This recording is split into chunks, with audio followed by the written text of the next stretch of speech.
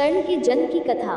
जब यदुवंशी राजा शूरसेन की लाडली पुत्री कुंती बड़ी हुई तो उसके पिता ने उसे घर आए महात्माओं की सेवा में लगा दिया।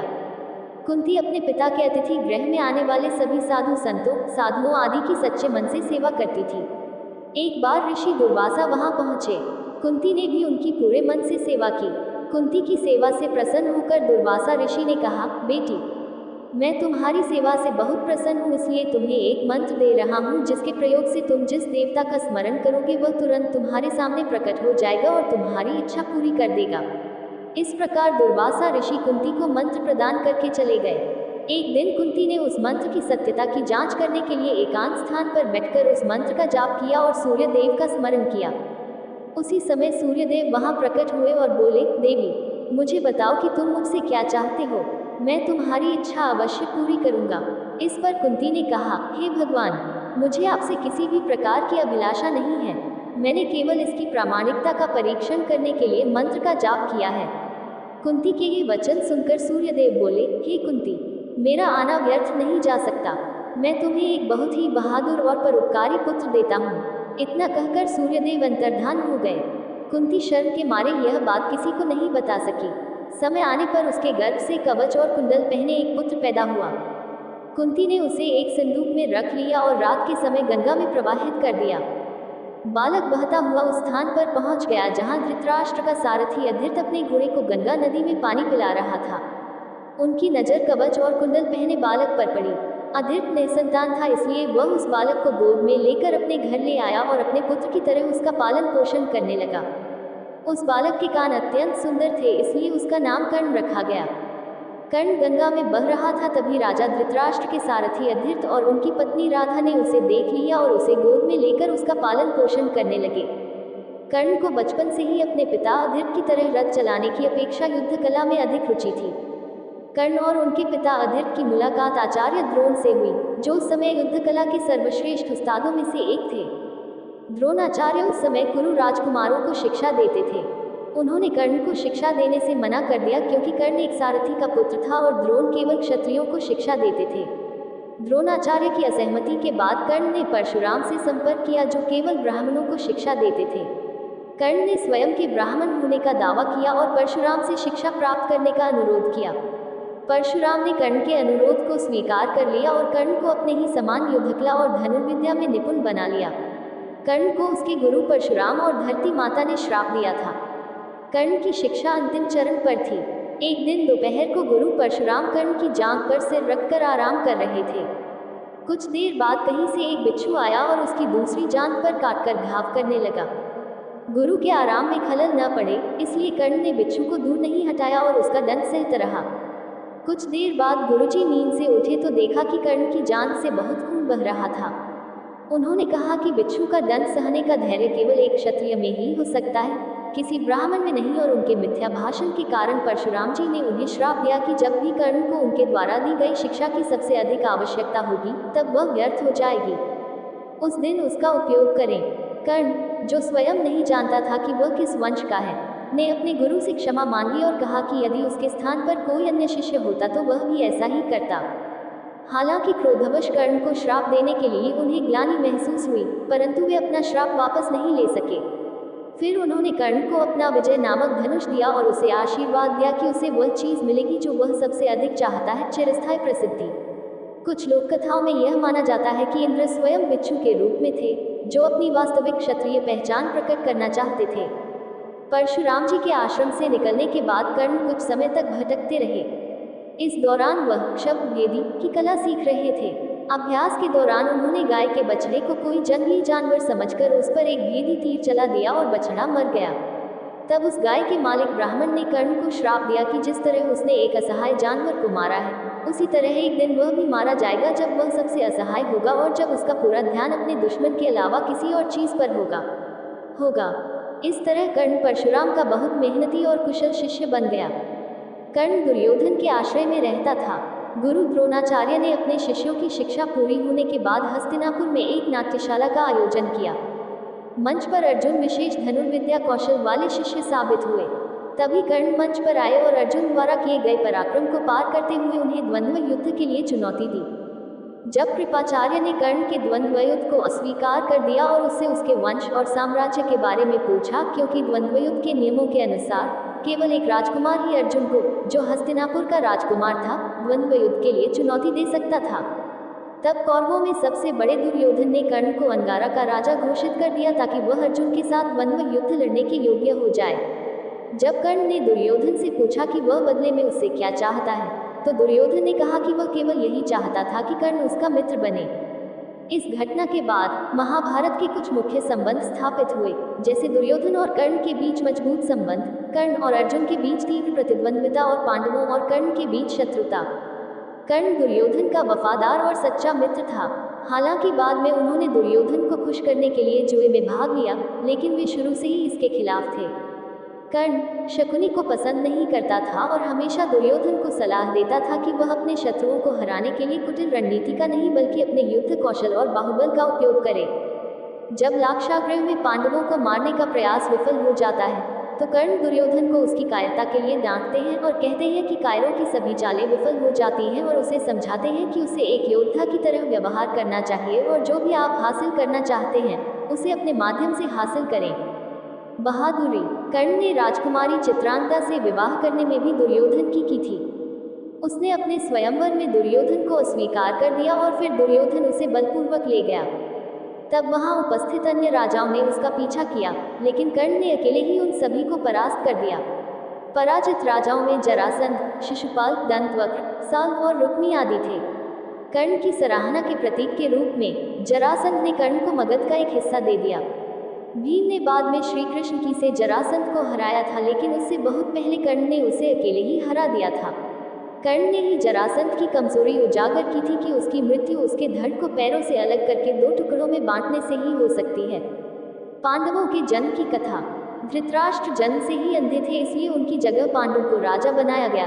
इस वजह से धृतराष्ट्र हमेशा अपने अंधेपन पर क्रोधित रहते थे और पांडु के प्रति घृणा महसूस करने लगे थे। पांडु ने संपूर्ण भारत पर विजय प्राप्त की और कुरु साम्राज्य की सीमाओं का विस्तार यवनों के देश तक कर दिया। एक बार राजा पांडु अपनी दोनों पत्नियों कुंती और माद्री के साथ शिकार के लिए जंगल में गए। वहां उन्होंने हिरणों का एक जोड़ा देखा। पांडु ने तुरंत अपने बाण से हिरण को घायल कर दिया। मरते हुए हिरण रूपी निर्दोष ऋषि ने पांडु को शाप दिया, राजा, तुम्हारे समान क्रूर मनुष्य इस संसार में कोई नहीं होगा। तुमने मुझे सेक्स के दौरान तीर मारा है, इसलिए जब भी तुम सेक्स करोगे तो मर जाओगे। इस शाप से पांडु अत्यंत दुखी हुए और अपनी रानियों से बोले, हे देवियों, अब मैं अपनी सारी इच्छाएं त्याग कर इस वन में ही रहूंगा। तुम सब हस्तिनापुर लौट आओ। उनके वचन सुनकर दोनों रानियों ने दुखी होकर कहा, प्रभु, हम तुम्हारे बिना एक क्षण भी जीवित नहीं रह सकते। कृपया हमें जंगल में अपने साथ रखें। पांडु ने उनके अनुरोध को स्वीकार कर लिया और उन्हें जंगल में अपने साथ रहने की अनुमति दे दी। इसी बीच अमावस्या के दिन राजा पांडु ने ऋषियों को भगवान ब्रह्मा के दर्शन के लिए जाते देखा। उसने उन ऋषियों से उसे अपने साथ ले जाने का अनुरोध किया।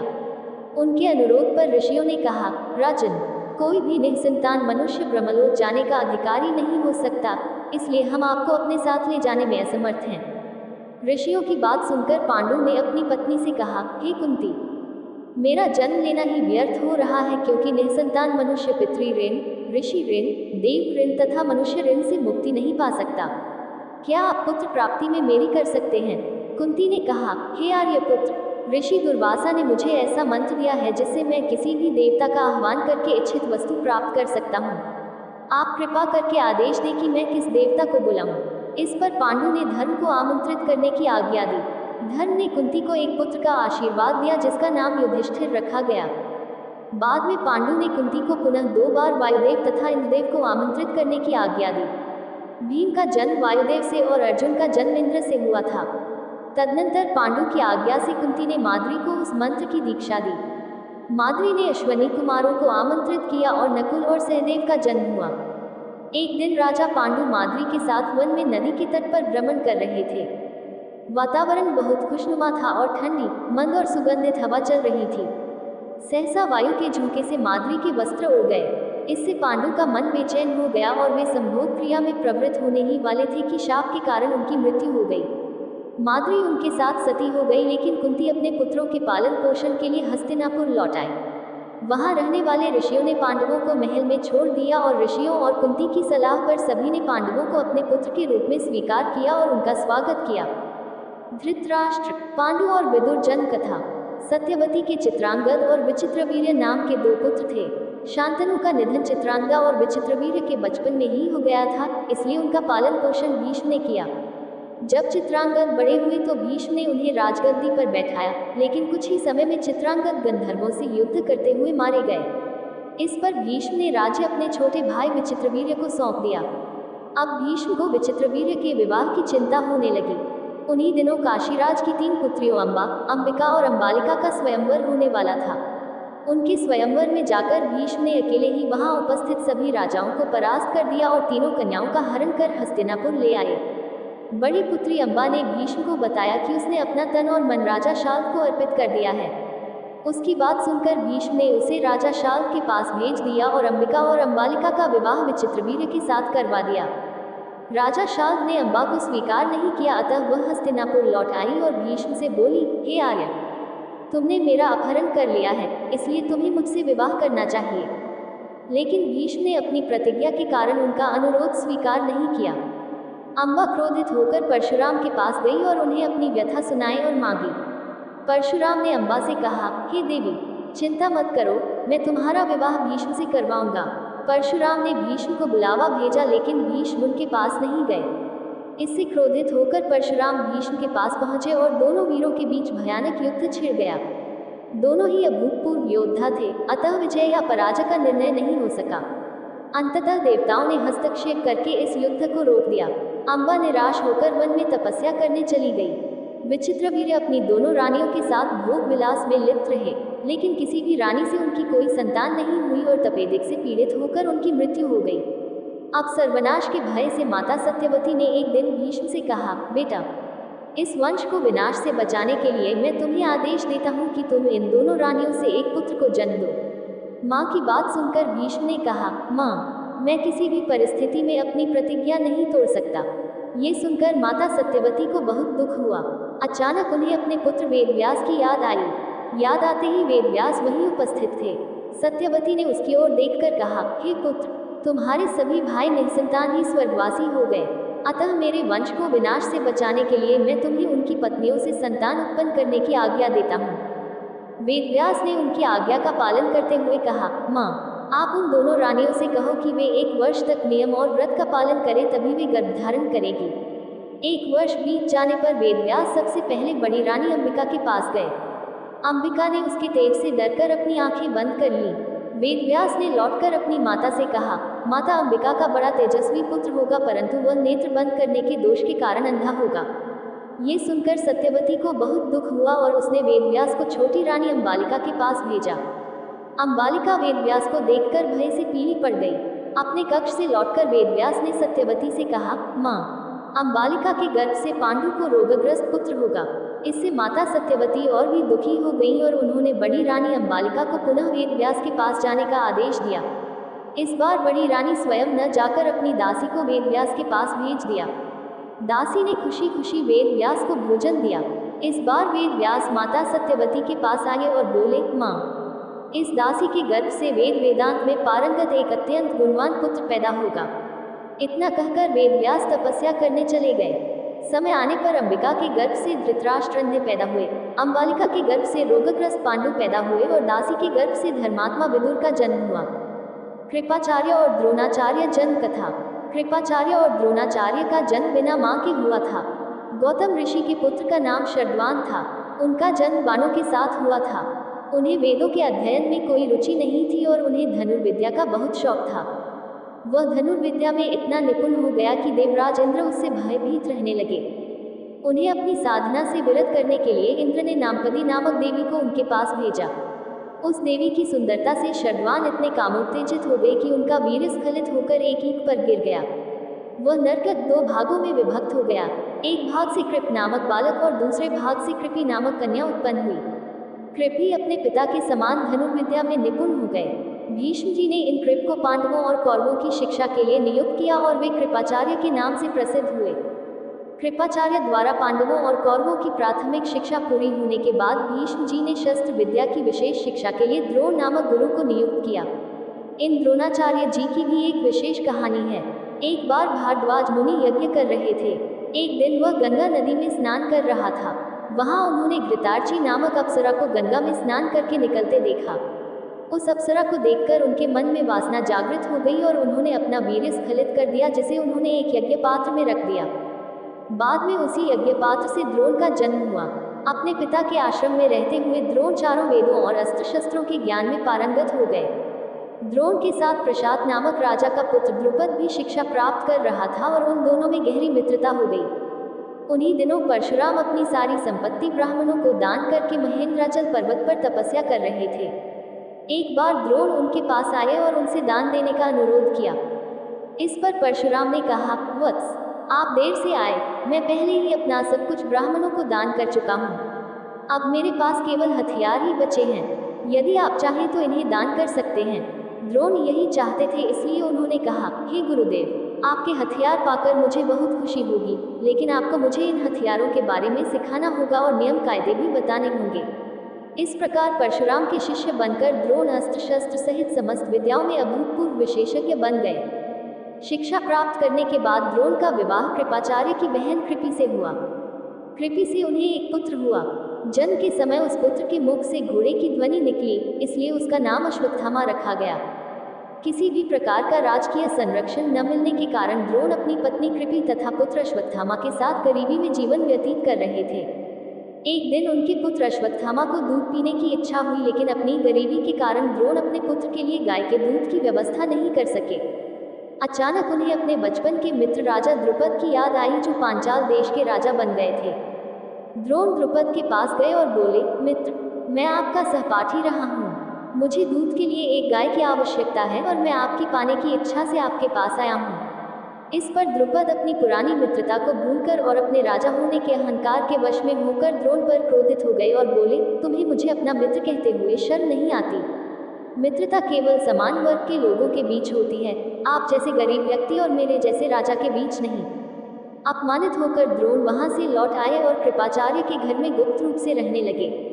एक दिन जब युधिष्ठिर तथा अन्य राजकुमार गेंद खेल रहे थे तो उनकी गेंद एक कुएं में गिर गई। उधर से गुजरते हुए राजकुमारों ने द्रोण से गेंद को कुएं से बाहर निकालने के लिए मदद मांगी।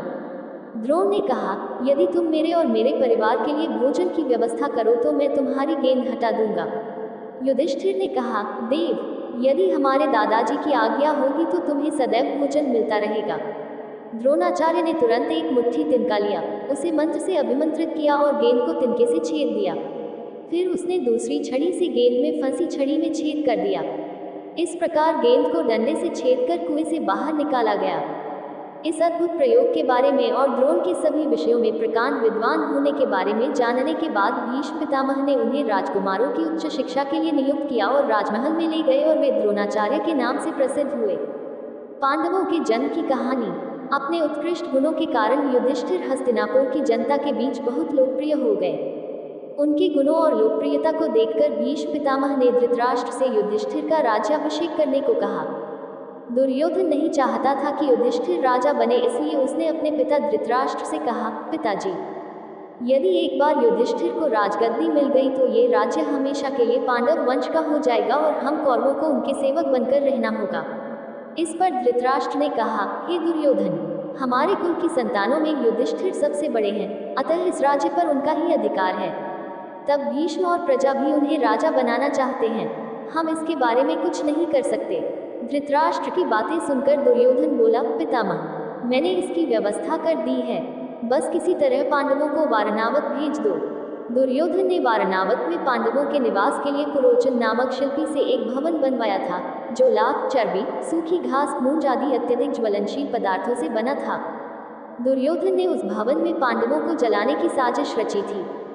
धृतराष्ट्र की सलाह पर युधिष्ठिर अपनी माता और भाइयों सहित वारणावत जाने के लिए निकले। विदुर को दुर्योधन के षड्यंत्र का पता चल गया, इसलिए वह वारणावत जाते समय रास्ते में पांडवों से मिले और उनसे कहा, देखो, दुर्योधन ने तुम्हारे रहने के लिए वारणावत नगर में ज्वलनशील पदार्थों से बना एक भवन बनवाया है, जिसमें आग लगते ही विस्फोट हो जाएगा। इसलिए आपको जंगल तक पहुंचने के लिए इमारत के अंदर से एक सुरंग बनानी चाहिए ताकि आग लगने की स्थिति में आप अपनी रक्षा कर सकें। मैं सुरंग बनाने वाले को गुप्त रूप से तुम लोगों के पास भेज दूंगा। आप लोग अत्यंत सावधानी से उस लाक्षागृह में रहें। वारणावत में युधिष्ठिर ने अपने चाचा विदुर द्वारा भेजे गए कारीगर की से एक गुप्त सुरंग बनवाई। दैनिक शिकार के लिए जंगल जाने के बहाने पांडव छिपने के लिए जगह ढूंढने लगे। कुछ दिन इसी प्रकार व्यतीत करने के बाद एक दिन युधिष्ठिर ने भीमसेन से कहा, भीम, अब हमें दुष्ट पुरोचन को इसी लाक्षागृह में जलाकर भाग जाना चाहिए। उसी रात भीम ने पुरोचन को किसी बहाने से बुलाया और उस भवन के एक कमरे में कैद कर दिया। इसके बाद उन्होंने भवन में आग लगा दी और अपनी मां कुंती और भाइयों के साथ सुरंग के जरिए जंगल में भाग गए। जब लाक्षागृह के जलकर राख होने की खबर हस्तिनापुर पहुंची तो वहां की जनता पांडवों को मरा हुआ समझकर अत्यंत दुखी हो गई। दुर्योधन और धृतराष्ट्र सहित सभी कौरवों ने भी शोक मनाने का नाटक किया और अंततः पांडवों का अंतिम संस्कार कर दिया। लाक्षागृह षड्यंत्र। जब कौरवों ने पांडवों को जलाकर मारने की साजिश रची, दैवीय भाग्य और शकुनी के छल के कारण कौरवों और पांडवों के बीच दुश्मनी की आग भड़क उठी। दुर्योधन अत्यंत दोषपूर्ण बुद्धि का व्यक्ति था। शकुनी के कहने पर उसने बचपन में कई बार पांडवों को मारने की कोशिश की। युवावस्था में जब युधिष्ठिर, जो गुणों में उनसे श्रेष्ठ थे, को युवराज बनाया गया, तब शकुनी ने पांडवों को लाक्षागृह में रखकर और आग लगाकर जलाने का प्रयास किया, लेकिन विदुर की मदद से शकुनी ने पांडवों को जलाना चाहा। पांचों पांडव अपनी मां के साथ चलते हुए घर से बच निकले। बाहर चला गया।